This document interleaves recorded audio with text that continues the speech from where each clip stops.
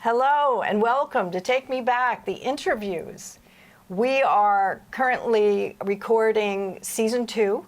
This is our 3rd episode of season 2. My co-host today and for all of this season is Franni Hoag from the Rural Resource Commission. And our guest today is a very old friend. I just told him that I've known him almost 41 years and I thought he was going to fall over. But it was one of the first people that I met when I moved here and started the Hideaway. Our friend, John Lynch, is with us. Howdy. Hey, John. Hi, Kathy. Franni. Nice to see you, John.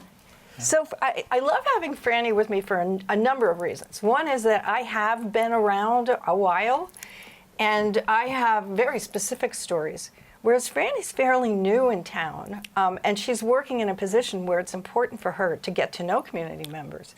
So she kind of starts at the bottom, at the beginning, right? Yes, I arrived in February, so I'm very new to the Valley and very much still learning my way here. But my representation here is from the Rural Resource Commission, which I believe you mentioned a few moments ago. So the Rural Resource Commission is one of the programs administered by the Mad River Valley Planning District that seeks to preserve, recognize, identify, and educate the public on different historic properties and movements in the valley. And so I'm really excited to be here and to get to know John a little bit better today. Yeah, and so, you know, my first season was me as president of Take Me Back, Inc., just wanting to capture our elders while they were still here. This time we've gone a little younger with folks that were instrumental in changing this valley in the 70s and some in the 60s.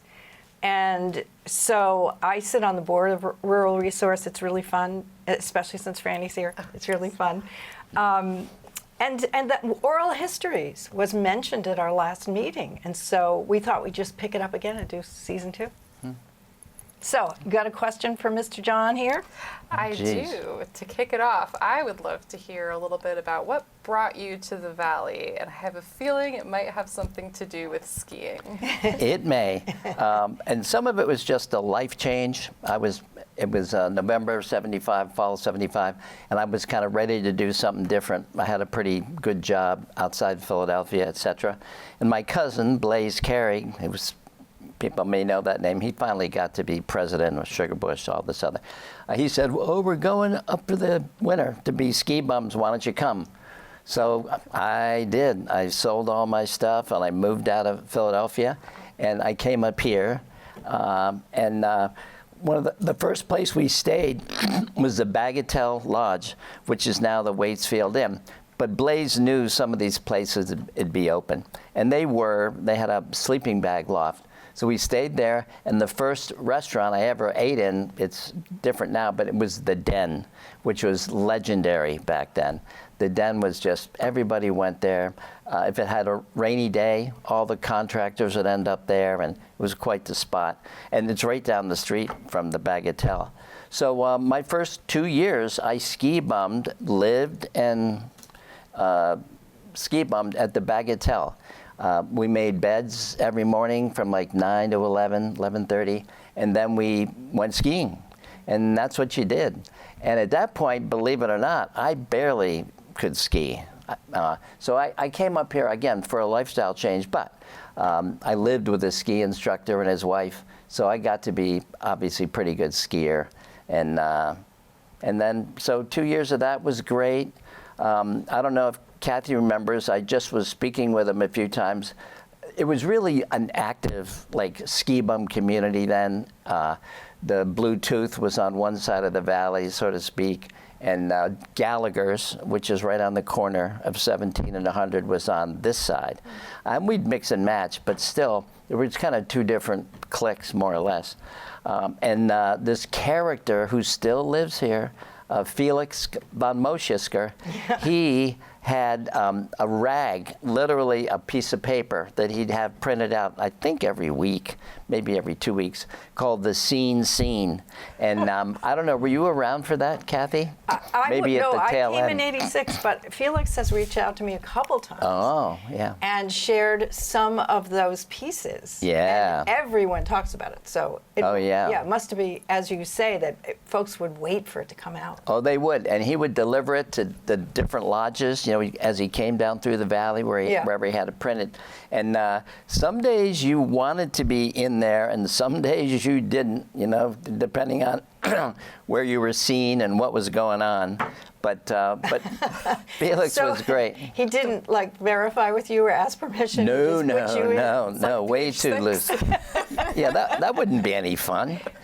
So that was a big thing, and at that time, at one point there were 2 newspapers. Now the Valley Reporter survived, but there were a lot of really cool restaurants, and I don't know, a lot of jobs for people. People did so well, by the way, at some of the restaurants, like the China Barn was Asian food and all that. They built FHA houses with their tips and savings. So it was a pretty happening time, and FHA was going strong, so that was great. And then, well, I don't know how fast I want to jump ahead, but... Well, can I ask a question before we jump ahead? Yeah. So Blaze, and I've forgotten his wife's name and his little son's name. Yeah. But we got to know them because Thomas, my youngest, and their child were in the same preschool class. And so there were lots of play dates. Yeah. I had no idea that Blaze was your cousin. Yeah. I've known you that long, and I didn't know it. Yep. First cousin, and Leslie is his wife. That's right. And then Morgan is one of his kids. He has 3 kids, but maybe Morgan was probably who you played with. Yeah. But so he kind of got me up here, and he did his thing, and I did mine. And then in the summer, at that point, I was telling Kathy, in the summer I had friends in New Jersey, and when I lived in PA, it was right across the river. I ran these canoe trips on the weekend, and that's when we ran them anyway. But in the summer, I started running them. I don't know if he wants this. Yeah, put it up. Let's see if, I don't know if gonna Jeremy can zoom in on that. He said he may. And the reason I want him to zoom in is your hair, John. Yeah, I know. I know. It was. It's impressive. Back then, not up here, but down there, you could, employment was tricky with hair like this. It was a whole nother world of, and at one point I had mutton chops anyways. And so that's what I did in the summer. I was lucky I could do that. And that was great. And so after a couple summers of that and a couple years at the Bagatelle, I ended up going to another lodge, Tucker Hill Inn. Oh, Tucker Hill really? Lodge, yeah. And what are now very, very dear friends also, Zeke and Emily Church, ran it for Right. another a couple who owned it. So I lived and worked there. And that was a whole wild scene because I was the maintenance guy, so there was always plenty to do. And so, where was the employee housing? Was it just one of the inn rooms? yeah, it was just me. I was the only one who lived there, and I had number 11, just like heaven. So I stayed right across from the kitchen in number 11 because it wouldn't have been a great guest room, a little active. But that was fun, and again, we worked really hard, but we played hard. Did you have to receive folks coming from Boston and New York? Yeah. Did you have to be awake? Yeah, although Zeke and Emily were pretty good about that. We shared those duties, but they did most of the night stuff because I did the morning stuff. Yeah. But yeah, so there was that. And what year was that? 77, 78. So these are the first 2 years, and then 77, 78. And in 78, I turned 30, and I said, I'm taking the year off. And I did. You did? Yeah, well, I painted a couple houses with people, but basically I took the year off and traveled. And that's when I first started dating my wife, V. And in 78, we'd gotten her old funky Volvo and drove to Nova Scotia. Wow. And I still call it our honeymoon. Yeah. Because it was very cool. We camped out on these bluffs, and you didn't need, it was just very cool. How did you meet V? On the ambulance. No kidding. At You mentioned earlier she's still doing that. Yeah, she's a dispatcher, yes, Wow. and which just kind of wound down. But yeah, a couple of friends, including one of the owners of the Bagatelle, said, oh, my nickname back then, by the way, probably a key thing, was Maurice. Because you were the emphasis of love. Yeah, I was the gangster of Is love. that really where it came from? Yeah. Well, it came from, I'm not bragging, but I needed a nickname. So Mike and Lane said, oh, you need a nickname, because we had 2 Johns as ski bums. So they go, what's your middle name? And I said, Maurice. And they go, oh, you're Maurice. So then I was Maurice, and Phil Waddles, who is this character, great guy, really fun-loving, cool guy. He got me, that's a Steve Miller song, The Joker. So he got the gangster of love going. And I'm still, every now and then, That's a lot of pressure on it you. is a lot of pressure. Every now and then some grandmother will say, Maurice, are you still the gangster of love? And I go, yeah, I guess I am. But so that's a little sidelight, and that was always funny. So then that year, and then when I came back after that year, I guess I figured I needed another job. The ski bumming was great, but we were getting pretty serious. So I guess I painted for a contractor all winter. And then that spring, I ended up getting a job in the car business because I'm I don't know, self-described caraholic. So I started working in Burlington, for better everything, benefits and pay.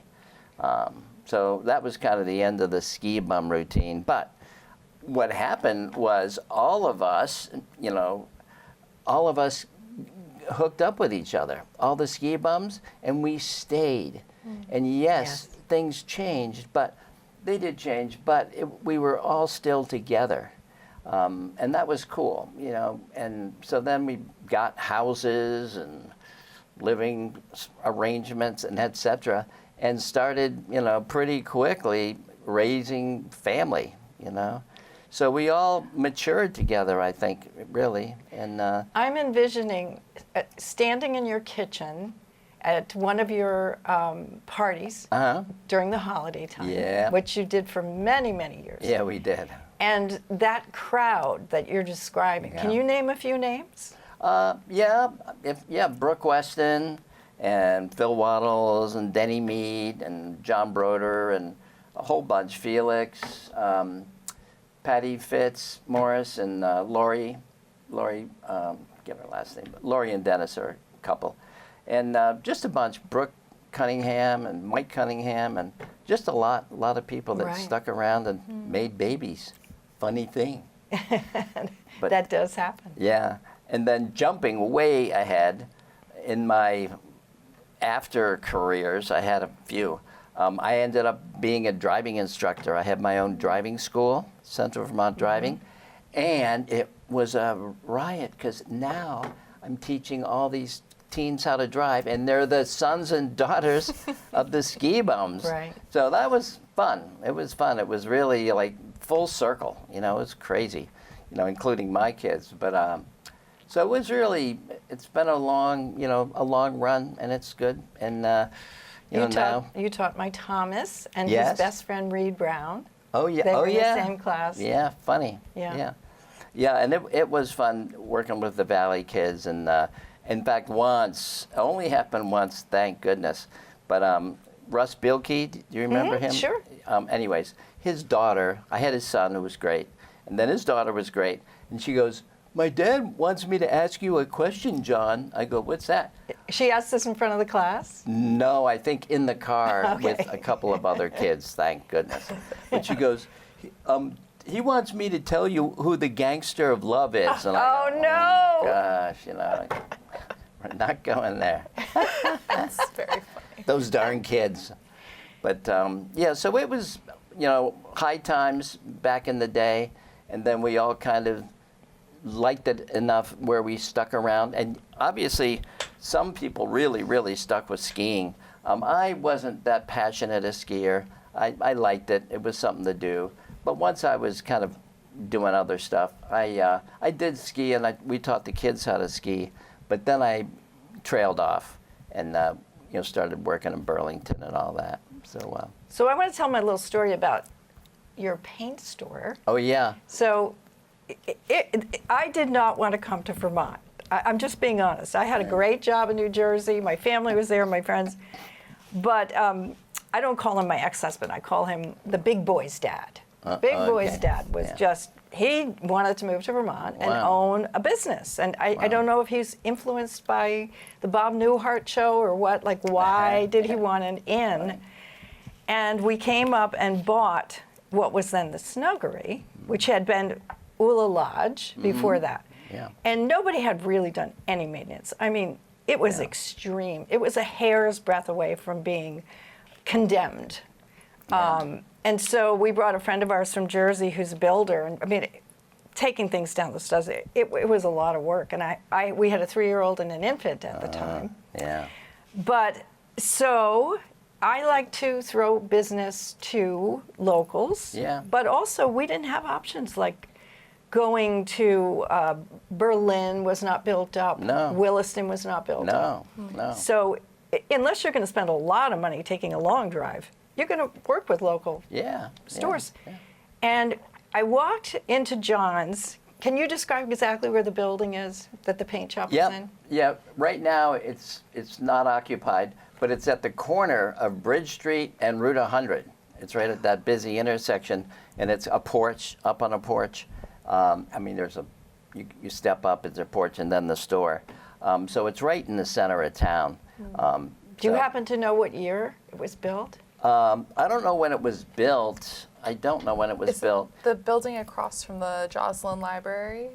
But catty corner a little. Catty corner. Oh, I see. Got it. Yeah. But it right has, in there. I don't have my notes for that building with me, but it has a long history. I believe it was the phone company at one time. Oh, really? Yeah, it could have been because there's some phone infrastructure up on the hill there.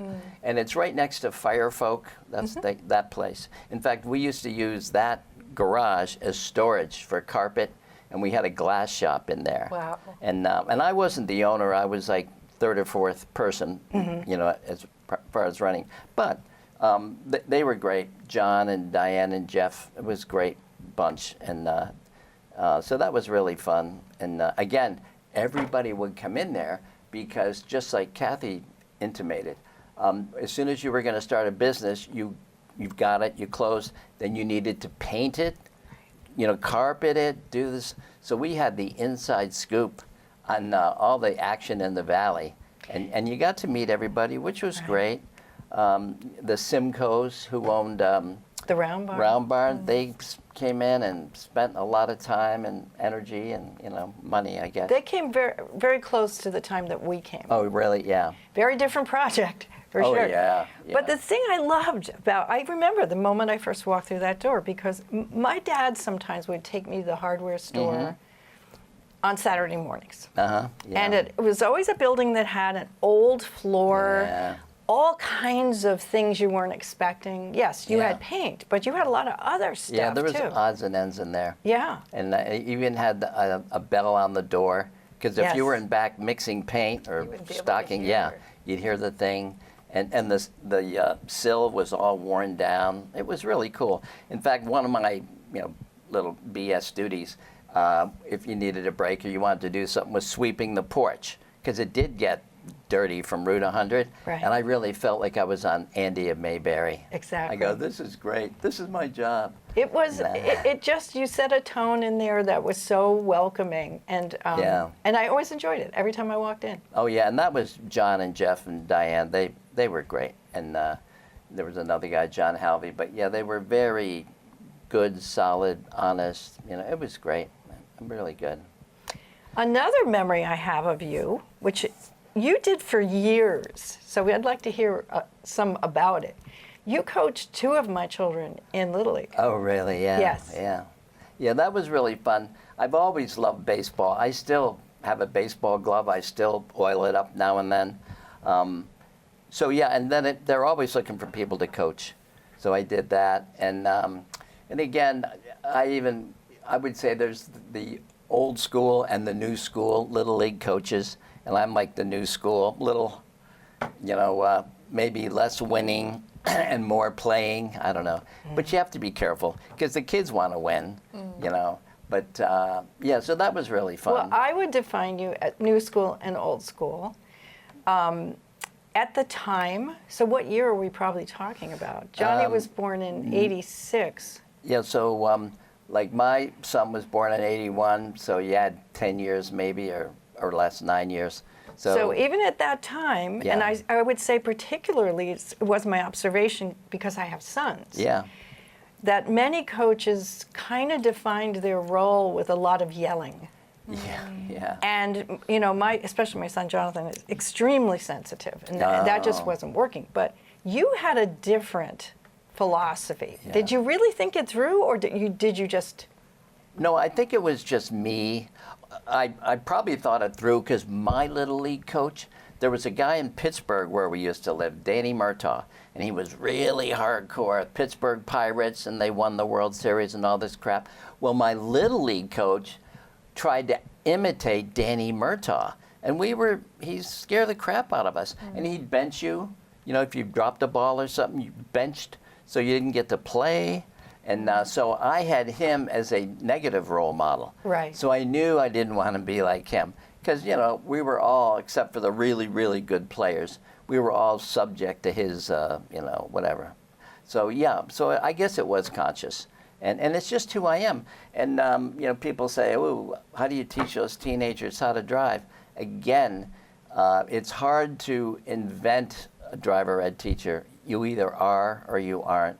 And, and people don't really hold driver educators in major, whatever. But I'll tell you, it's a very intense, honorable job.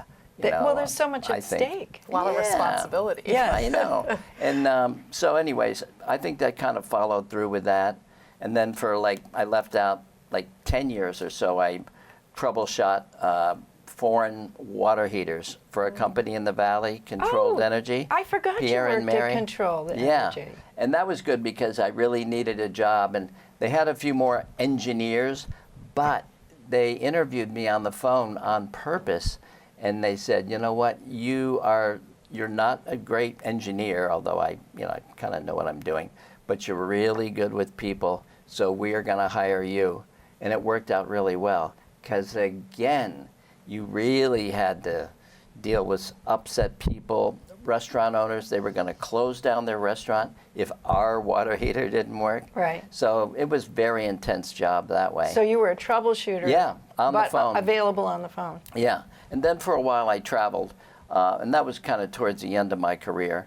But I traveled the country, more or less, teaching people how to work on them and fix them, and I'd have seminars, and so I did that for a while. But I think all my jobs, including even ski bumming, involved patience and kind of being chill. And believe me, just ask my kids or my wife, I have my moments, but, I'm not perfect. Well, don't we all? Yeah, I guess, but it's all worked out. And I'm happy. I'd say I'm pretty happy that it all panned out the way it did. Yeah. Well, I'm going to throw the next question to Franni because you're like a black hole. When you start talking, you're such a good storyteller, right? I could just be absorbed. So what did you have? Well, not to go back in time a little bit, but when you were speaking about the ski bumming era, when you first came to the Valley, you mentioned something about, not to put you on the spot, but something about 2 clicks. Having to do with Gallagher's and the Bluetooth. Yeah. And as somebody new to the Valley, I keep hearing about the Bluetooth and some of the other establishments that have since gone away. And I would just love to hear a little bit more about these different cliques and how maybe they interacted and the differences. I'd say we all interacted really well. Yeah. It wasn't heavy duty click, but Sugarbush proper was over there on the access road, and so the Bluetooth was right on your way up and down, night and day. And then on this side of the valley was Gallagher's, and it kind of fed Mad River Glen, and Glen Ellen. So that's kind of how it got differentiated. And we would, for fun, we'd say, oh, let's go to the Tooth. And you'd drive over there, and of course, the drive home was a little longer and drunker. So I think that got people to stay on their side. But anyways, but that was a differentiation. And it's now, what is the Gallagher's now? It's a restaurant called Afterthoughts. Right. So it's still a restaurant. Yeah. And that place, Gallagher's, was really, really great. Miss Hal and Monica Flad ran it, and they had 2 or 3 sons, but they had kids. So they were living the dream like these guys, but very difficult, late night hours and all that. But it was the happening place. I mean, it was wild. I would like to interject, because I came here in '86, and these places were still open. Yeah. In fact, it's the first time I ever saw fish. They bring Really? down to Gallagher's. Oh, they bring a busload of their friends. That's awesome. And I've never really been a fan, but I was like, who are these kids? But what really surprised me, fixing up the snuggery as we were how many businesses were offering music. And we didn't have the drunk driving laws we have today. Yeah. And we did not have police officers. No. Very occasionally. Yeah. So you could come here and feel very free to travel from bar to bar. Moose Lips was right across from Gallagher's. Moose Lips. Moose That's what they Lips. called it, yeah. Yeah, right? Wow. And now it's like a brewery or something. Oh, okay. And a over bike there. shop. Yeah. And a bike It's shop over there, next door. yeah. And the Welcome Chamber of Center. Commerce. Yeah, the Right. Welcome Yeah. Center. Yeah. Yeah. But Gallagher's, one of the old standbys of that place. We would work like dogs from over Christmas. People would show up Christmas night because they'd celebrate at home maybe, and then you were flat out for like 10 days. And then that Sunday night was dimes, and you got a beer for a dime. So it was insane. And they always had a great band, so you'd be dancing and partying and drinking beers for 10 cents a beer. So that was legendary about Was the Charlie Gallaghers. Brown still at Bluetooth? I think so. Yep. Because he owned it for I don't know how long. Oh, yeah. So I think he was still there then, and there was a few others, but yeah, the Flads had Gallagher's, and it was great.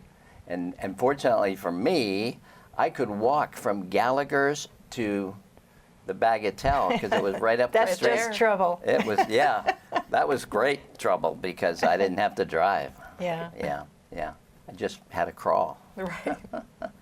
But it was fun, and again, that whole scene, everybody worked that hard. All the waitresses and waiters and everybody, dishwashers, we worked really hard for 10 days in a row. So that was good timing because everyone had, and back then they were very, you got to keep your tips.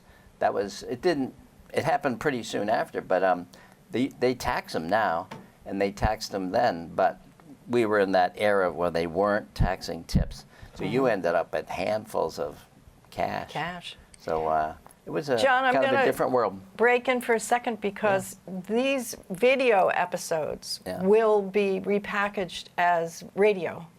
Oh. So I have to remind people we are here talking to John Lynch, and we're talking about how busy the Valley was in a surprising way. But we have to remember, when Sugar Bush opened, we were very glamorous, Mascara Mountain, all that. I think they had 2 discotheques Yeah, they probably on did. the mountain. Yeah. Wow. Yeah. And then Glen Ellen opened next. No, because Mad River had come first. Yeah. Then Sugar Bush, then Glen Ellen. Right. So you have a Glen Ellen artifact. Yes, I do. Please hold it up and tell us about it. As a ski bum, one of your few benefits was a ski pass to all the mountains. And this is my ski pass to, they call it Mount Ellen now, but it was Glen Ellen back then. And so that's how I looked back in the day. So I think like a thumbnail of the 3 ski areas at that time, people say Glen Ellen was the best family ski area. Yeah. Sugarbush was the most glamorous.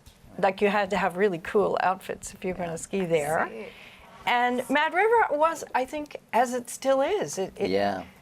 It wasn't privately owned by the members then. Betsy Pratt. And I don't know her husband before her. I knew Yeah. her. I didn't know her husband. Yeah, I didn't know him either. But it was like hardcore skiers that were there for Yeah. the technical difficulty of that mountain. That and the fun. And once you skied there, I didn't ski there a lot, as I mostly skied Glen Ellen, but there were certainly moderate areas of Mad River. But yes, it's known for the technical stuff, skiing in the woods. But again, I worked there for a while, almost in my retirement, and it's a ton of families. And you can go there on a weekend and have like 3 generations all skiing together, Yeah. which is really cool. So it's a great family spot and very laid back, and everyone kind of watches out for each other, and that's a really good place. And now we go up there for dinner on Friday nights, and you get to see a lot of your old buds.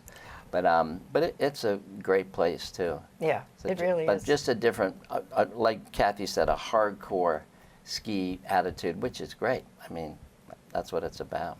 And it, as you say, whole families. We used to do that because the big boys, because Yeah. Thomas is the baby. Uh, The big boys, I dropped them off at ski team yeah. every Saturday and Sunday. Yeah. And then Tommy and I would come up later with sandwiches or whatever, and we'd sit Yeah. out on the deck, but we'd all ski together, and it was lovely. And Yeah. I was not a skier Yeah. at that time. Yeah. But I became one because my little boys were jumping off cliffs, and I had to follow them. Had to be up there somewhere. Yeah. But yeah, so it's evolved, and I would say of all the areas, Mad River has stayed mostly the same. Right. You know, it's very, it's just very down to earth and very solid. Right. And so So much so, they have retained their character so much so that they may be the only, but certainly one of the only, ski areas on the historic register. Right, the National Oh. Register of Historic Places. I think they Huh. received that designation maybe 2011 or so. That sounds right. And it's not just the structures, it's actually the ski trails themselves because they Wow. were cut a lot of times by hand or with horse. So a really Yeah. unique resource here in the valley. yeah. I have a quick story about that. It turns out when Mad River was being built, it was the same time that the state of Vermont had changed the milk laws. So Oh. you couldn't use cans anymore. Oh. You had to have expensive equipment with coolers. And I'm not sure why the mills had already started dying out. But folks were losing their farms because they could no longer count on the milk check. Wow. I think that's right, Randy Graves, if you're watching, because he taught me that, the milk check. He grew up on a farm on the Common Road. So where did they go? Well, Paul Hartshorn, Gordy Irish say Easty Long, bro. if you didn't work at Mad River, you didn't work. Wow. Wow.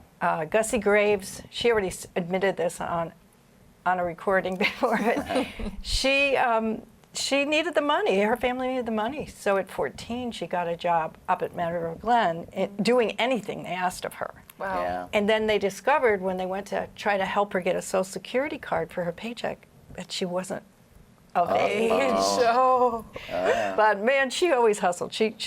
Anyway, she went on to become a huge realtor here and do quite well for herself. Miss Yeah, Gussie, right? really did. Yeah. Yeah, but that's a good point. A lot of the locals ended up working at the ski area, clearing the property, making the trails. Yeah. But the reason I And bring being that great up, mechanics. Yes, but how dangerous was that work?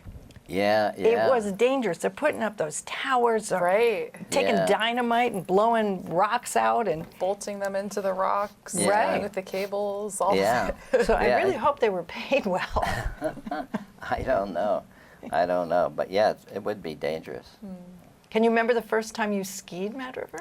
Let me see. Yeah, I can. And frankly, I skied with a couple of buddies, and it was not as treacherous as I thought.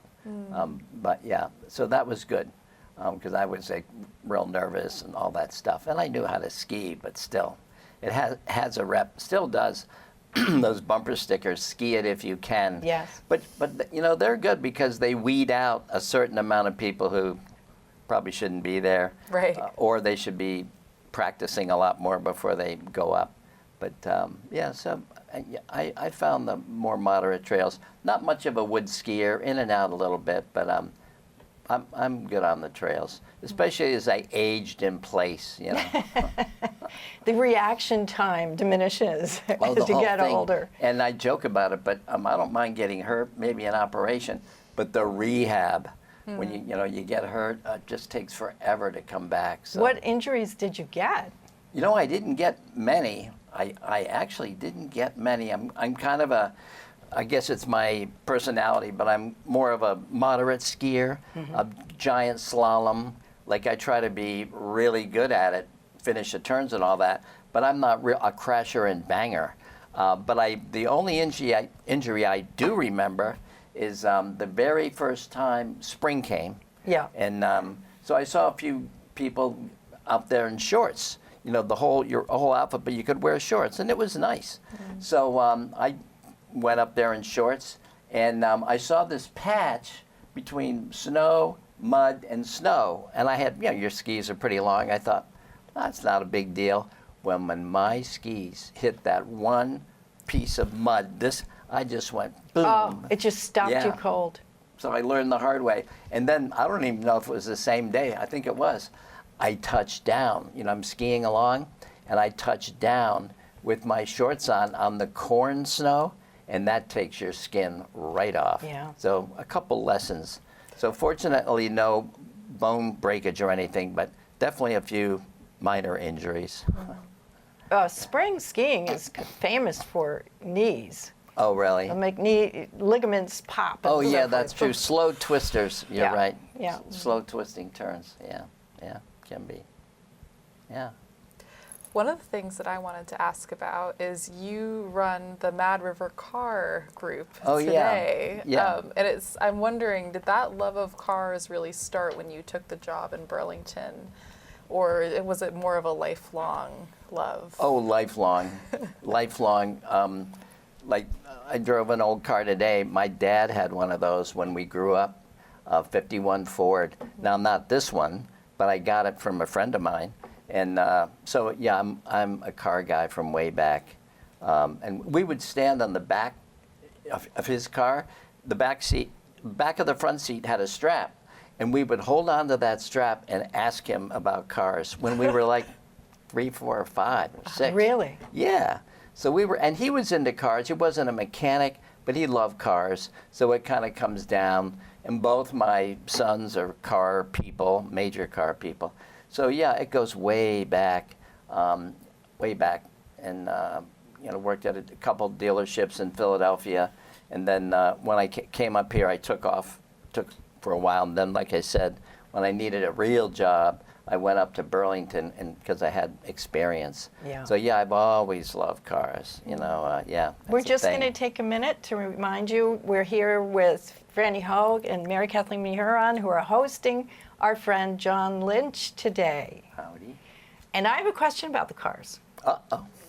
Okay. Because I feel like you very quietly and casually started an initiative. Mm-hmm. Yeah. The crowd gets bigger and bigger. It does. And people think to themselves, I think, well, my car's not as cool as John's, but it's pretty cool. I'll go down. Yeah. And you have a cup of coffee and you guys chat. I wonder about these old vehicles, because I never worked on cars. Mm-hmm. Are they easier to work on because there's not as much going on? Certainly not the Oh, electric yeah. part. Oh yeah, they're much easier to tinker with. Yeah. Like I'm not a mechanic, so to speak, but I tinker. Yeah, you can tinker with them. And then a lot of these guys are I'm in awe of them. They take them all apart and put them all back together. Wow. Yeah, so it's amazing. Mine, I'm a little more loose about it. In fact, I call my cars I think all of them, AAA restoration. I drive them until they break, and I get them towed somewhere, and then I drive them again. So, but yeah, and then the other thing, just as a historical thing, I guess, now I've been reading articles where some of the smaller independent shops are going out of business because they don't have the technology to fix the new cars. Now, to me, the new cars don't break as much, but it's come full circle, where a car like mine, almost anyone can tinker with it. But the new cars, everything is connected to everything. It's crazy. Just first thing I think they have you do is disconnect the battery, more or less, because that shuts off half the trouble. Yeah, yeah. But anyways. So John, I watched you drive up today, and I asked my son, what kind of car is that? Yeah. 1951? Yeah, very good. 51 Ford. How do you get parts? There's whole networks, Kathy, of parts, and it's a whole nationwide network. Wow. There's a whole world of car parts and people that sell them and work on them. Jimmy Gorelli down here on the corner, Millbrook Input, he can work on anything. I mean, he's one of the best mechanics in Vermont, probably. But he can, he can work on it and get parts. So there's a whole subgroup of people out there, and there's a lot of cars and coffee all over the place because more and more people are kind of cropping up wanting to do that. And you get, you can learn a lot at Cars and Coffee too, and you can meet a mechanic, and they can help you fix your car. Can you name a couple locals and their car? Yep. One of the main locals is a guy who grew up where Gallagher's was, and it was a farm, believe it or not. Johnny Gallagher. He lives in Moortown now, but he is one of the ace mechanics ever. Really? Including computers. He used to work with Bill Parker, who has the orbs and the computers and all that.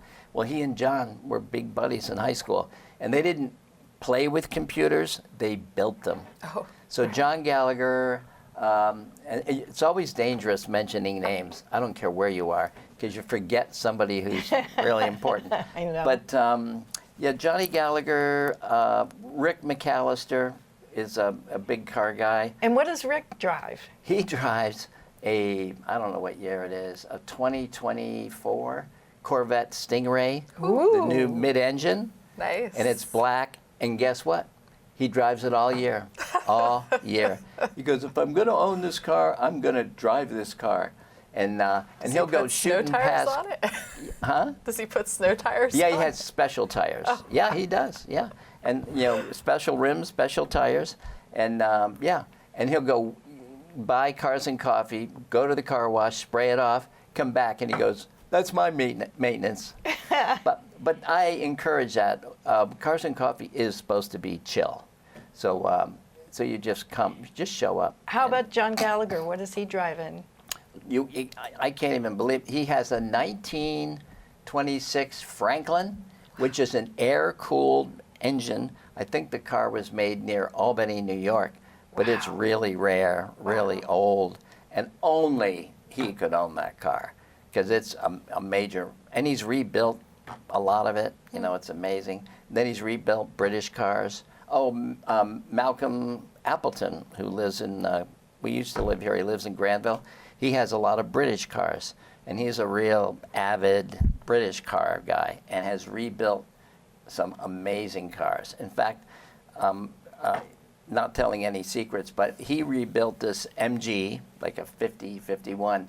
It's so perfect that the Pebble Beach Concours, these big companies, they won't judge it anymore. It's too perfect. It's a special class. It's called Lifetime or something. Yeah. So he's a real great resource, and there's a bunch. They're all out there in the woods. How often do you meet? We meet the first Sunday of every month from like May, and we stop in October because you never know about November. Yeah. And people really don't want any salt on their cars or anything. Right. So unfortunately, it's a pretty tight season. But it's 9 to 12, and I always tell people, just show up, come when you want, and leave when you want. And where are you meeting now? Oh, we're meeting at what a lot of locals know as Tardy's Restaurant. It used to be the Purple Moon, Yeah. and now it was the Woolery, and now it's Mad River, Events. yeah, or Maker It's Place. Carolyn's place now. Yeah, right? yeah, Carolyn. Yeah. And it's 9 to 12 on Sundays, Sundays. first Sundays, yeah, yeah. So yeah, so that's fun. So that, you know, it's not a lot, but it gives me something to do and focus on and fun. And everyone thanks me, and I go, hey, I'm having the most fun. Don't thank me. But Do you send out a reminder? Because I have noticed the crowd growing. yeah, no, I think word of mouth. I used to put it on DEV, but now that's a local radio station, but now it's a shadow of its former self. It's had a few new owners, and it's a shame. It used to be so entertaining, so much fun, and now it's just like a normal station. It's not that fun. That's over in Waterbury. Right. Yeah, but Saturday mornings they have a show called The Trading Post, and a lot of old timers, you know, put stuff on there. In fact, it is a laugh riot. It's like you probably don't even know what I'm talking about. Garrison Keillor. Yes. Because you get these old Vermont farmers on there, and they're selling everything at once: bales of hay, a couple piglets, and a used baler or something, or maple syrup cans. It's great. Wow. So I'll call there and advertise it. Front Porch Forum is a really good resource. And then I do put it in the Valley Reporter, and they have a couple of other things they use. So, but mostly it's word of mouth, and I'm probably on a couple websites, but I don't know which ones. And the Vermont Auto Enthusiasts, I'm in their magazine, because there's 2 or 3 that get publicized every month. Wonderful. So yeah, and then again, word of mouth, and I think not a fair amount, but some people drive by and they come back. You know, they make a U-turn, and which is great. You know, that's part of the fun. I have a question. So, you know, I say this all the time. I didn't want to come to Vermont. I did not Yeah, want to live in the Mad yeah. River Valley. I knew nothing about it. But once I got here, I realized how wonderful it was to raise my children here. Yeah. I figured that out very quickly. Yeah. What was it like raising your kids? When did you have children? Well, we got married in '80, and we had one in '81 and one in '82, and then we kind of stopped just because we figured that was enough. And so we raised them through the '80s and '90s. We used to drop them off at the ski area. But yeah, and they had such a network of friends. It was really, and it was safe, and they'd play out in the yard and play with their trucks and cars and all that. And the schools, I think they still are, the elementary schools especially, very supportive. I mean, you really felt good about your kid going to that school. Very nurturing, all that stuff. Very few problems that I recall. But, again, healthy, safe. It's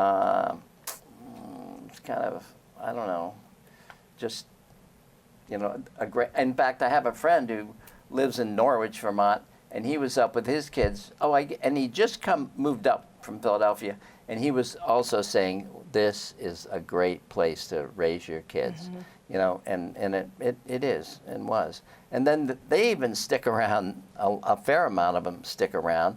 And in fact, my son has a ton of high school friends that he still hangs out with, Wow. a lot. So I'd say that how it was, and that's how it was.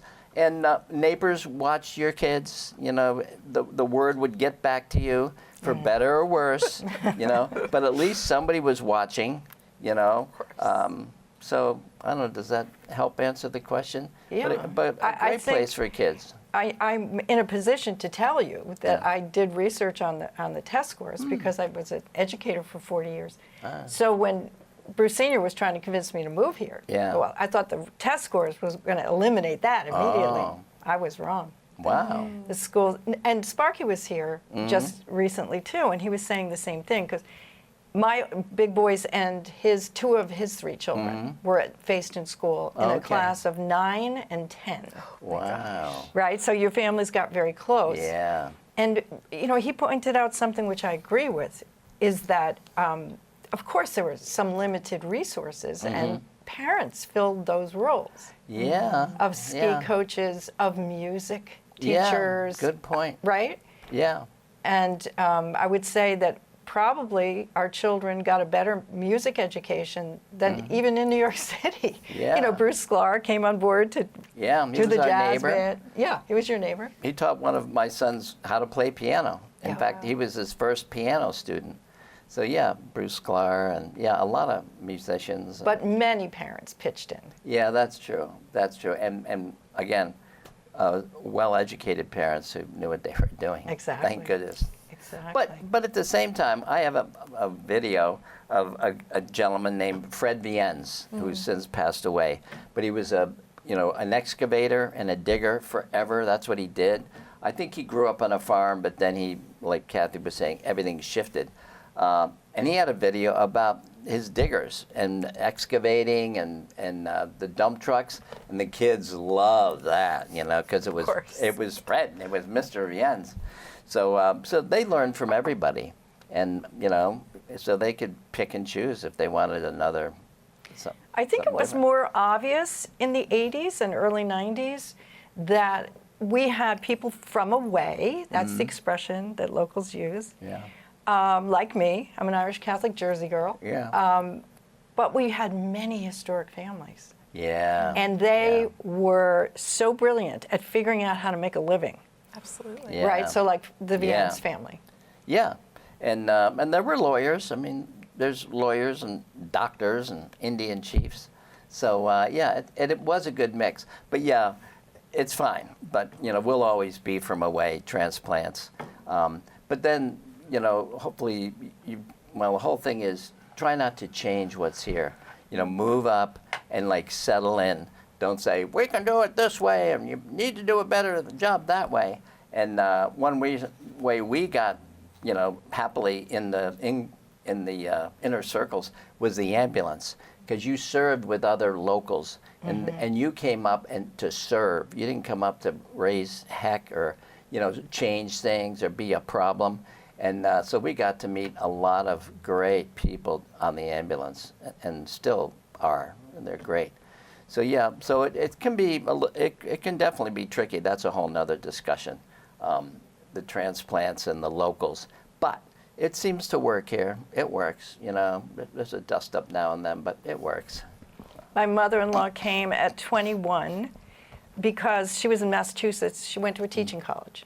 And you had to go somewhere else and get 2 years experience, and then you could come back to Mass and teach. Wow. So it was kind of like an enforced internship. Interesting. So she worked at the old high school. Oh. She taught typing and math and all kinds of things. She came at 21. She married my husband's father, so she became part of Mehurons. And she died at 92. And on the day she died, somebody might have called her a Flatlander. Wow. Yeah. You can be funny. here like a million years, Yeah. but You can. yeah. But Yeah. you're not going to be Yeah, that's funny. in the basket of historic, right? Right. Even our kids are like a step away, really. Yeah. Even though they were born in Vermont, they're like, but it's all good. You don't try not to get hung up on that stuff. Right. Not worth it. Right. Because many people say, I remember Russ Bennett and I were talking one day, and he was talking about the importance of Doug Kenyon to his development as a builder, Oh. right? Yeah. They were multi-talented. I mean, they were subsistence farming and running businesses to help the cash flow. Right. Yeah. Yeah. The Jamesons up on the Common Road Yeah. doing insurance part-time, As well farming as farming. full-time, Wow. and then Wow. eventually becoming a big company. Yeah. Yeah. Yeah. Interesting. Yeah. The crossover. And I think there's been a big transition in the past 40 years from people focusing primarily on farming to having Yeah. to take on some of those other jobs to Yeah. maybe focusing only on those other jobs as farming became less and less profitable. Exactly. Yeah, that's true. That's exactly what happened. That's true. Yeah. So I made the mistake again of not writing down the time we began. I think it was 10:09. Oh, really? Okay, so we're almost there. Almost there. We're almost there. Let's think final thoughts. Do you have a final question, Miss Franni? Yeah, I asked this question to Ellen Strauss when she came on for our first episode, but since you came in '75, I would love to hear, how would you characterize the change that you've seen in the Valley? I remember you said you arrived, and as somebody from away, feeling like you shouldn't change things, but obviously things have changed. I mean, Gallagher's and the Bluetooth don't exist anymore. Yeah. So I would love That's to hear how you think about change. I think it's, I don't know, that's a good question. Maybe more settled, more, I don't know, it feels like there's more families here and more activities that way. It could be just because I'm part of that. But I do think it's more staid. It wasn't a party town. I think back when we were young, and it was more of a party town, and I think it's less so. Not that there's not people having fun or partying, but I think it's more family-oriented. People have stuck around and gotten involved and made it, again, a tighter community. I think it's a great community.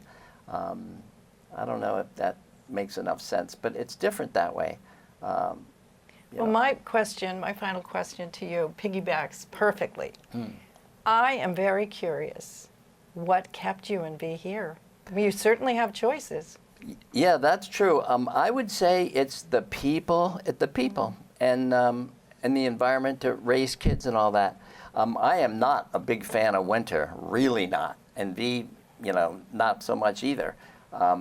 But it's everything else. It's the other 6 or 7 months, and it's relaxed and quiet and safe, and people help each other out. I think that's pretty much it. Are the people and and the people you've grown to know and love and all Right. that. So I think it's really about the people and the lifestyle. Thank you. Yeah. Well, thank you, John Lynch. Yep, Thank you're you, welcome. Franni, for You're welcome. co-hosting again. Of course. I'm enjoying working with you very much. It's a lot Cool. of fun. And thank you for taking us back. Yeah, you're welcome.